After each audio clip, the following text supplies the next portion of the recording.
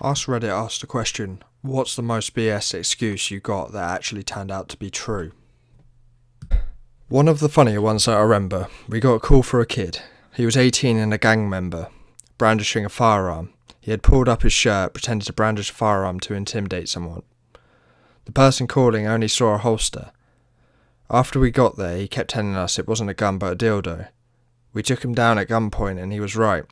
He was walking around with a holstered black dildo. Why? Because he could. Had a domestic in progress I responded to during Christmas Day, and the excuse for them fighting was, we're not mad at each other, we're just upset because we wanted to surprise the kids at Christmas. We got some deer, dressed them up, now they're destroying our house. Turns out there was literally 3 fully grown white-tailed deer in the house, somehow dressed with full bell harnesses like Santa's reindeer. I had to call the game wardens down, who were then able to help me remove the deer from the property without injury to us or them. How they managed to get the deer and dress them up is still a mystery to this day. Okay, so legit answer.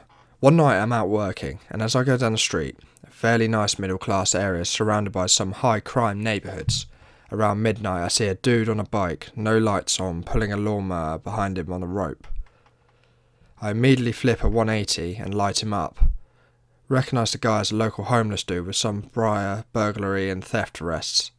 I walk up and just open with, "Dude, come on."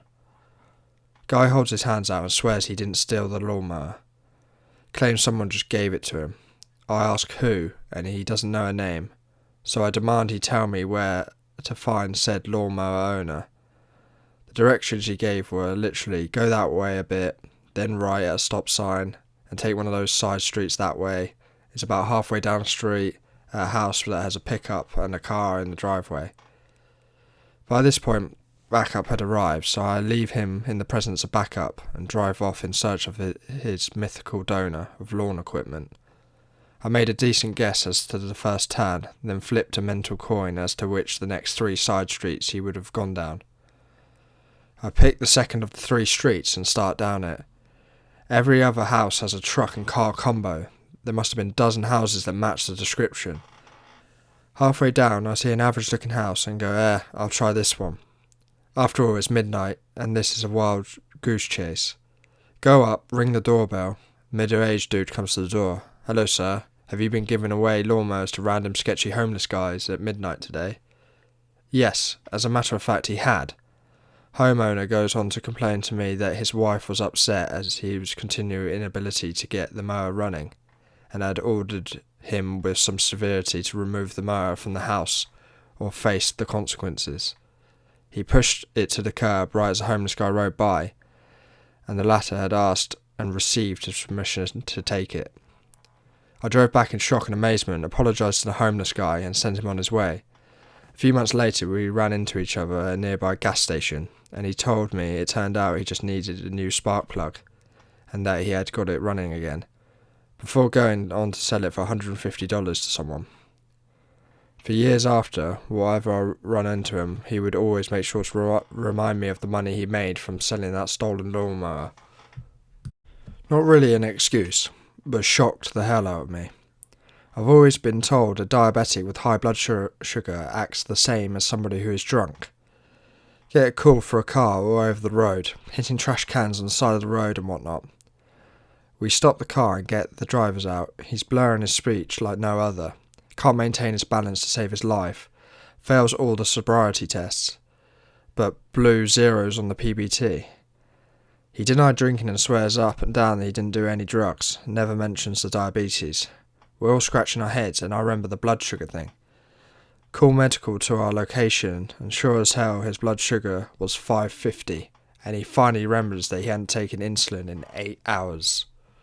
Was doing a tour as an MP, not my normal job but a whole other story, and we got called on a domestic. At the house there was a huge corn-fed guy about 6'4" and 275 pounds, and a petite Asian girl about 4'10" and 95 pounds soaking wet.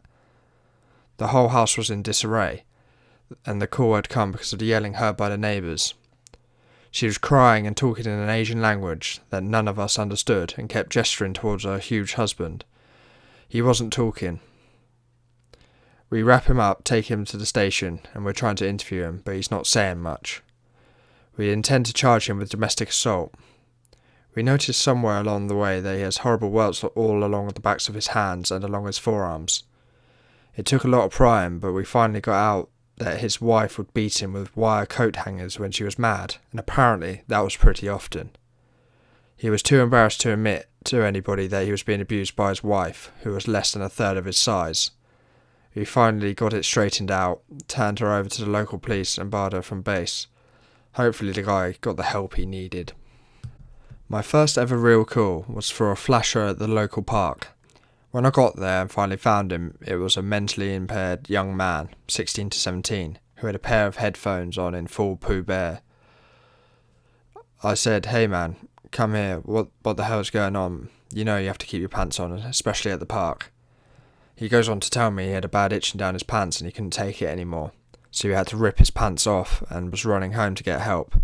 I said, "Come on, you couldn't make it home first?" He said, "No, I had ants in my pants." As sure as hell, according to more than one witness account, he had been sitting in a sandbox playing at the park and accidentally on a nest of red ants that had crawled up his pants leg.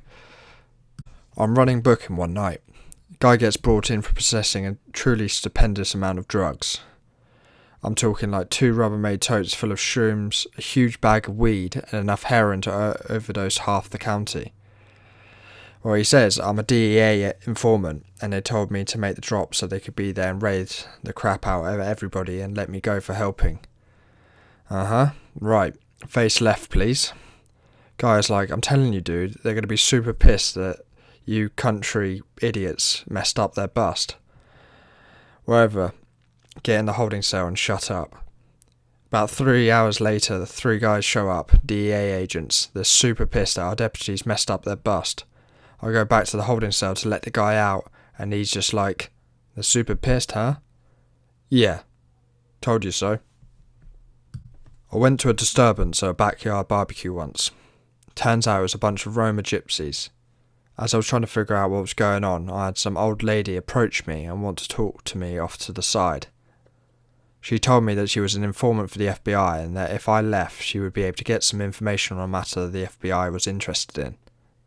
I rolled my eyes and thanked her and said I would be out there as soon as I could make sure there was no violence going on. Anyway, I determined it was just a verbal, so I cleared the call and went back in service. About 15 to 30 minutes later, dispatch radioed me to head back to the station. I got there and got a message to call some FBI field office and ask for a certain agent. I called, and sure as hell this agent said he understood I spoke with his informant and wanted to know everything she told me. Blew my mind. Cop here got a call of a domestic dispute that sounded very heated and a lot of banging was heard. Get to the scene and I can hear someone yelling, swearing and brawling. Doesn't sound very good at all. Guy answers the door, shirt off and angry, but seems bewildered as to why the police have been called. He told me he was building IKEA furniture. Sounds like the most BS thing. But we enter, see the new IKEA furniture half set up and no one else is home. Colour me surprised. Stopped a guy on a suspended registration and he started getting upset, but not at me. Ask him why he's so upset. He says it's the wife's car, she stopped making payments and it got suspended. On top of that, he was pissed because he was on the way to the new girlfriend's and she was probably going to dump him if he no-showed her. I issued him a criminal ticket, thinking he was going to back off and leave the story. Instead, he goes, "I totally get why you gave me the ticket, but I don't want this girl to dump me. She's a smoke. Can you give me a ride there?" I say, "Fine, but you have to introduce me." Again, thinking he would back off the story. He says, "Okay, deal." And away we go. We're sitting outside and this girl refuses to come out. So he puts me on the phone. I tell her that it's either she comes out and says hi or I bring him to jail. Out she comes. 11 out of 10. Dude hit the jackpot. He also pled guilty to the ticket. I never told him to do that, but I got a kick out of it. I like to think it was him giving me a wave back. During a search of a person, I pulled out a bag of sticky dark substance consistent with heroin. The subject had multiple drug priors and is a known heavy heroin user. He immediately tells me it is burnt sugar and he is pissed that somebody sold it to him. Long story short, when I tested the substance, it did not test positive for heroin. Thank you for watching. Please like and subscribe to the channel.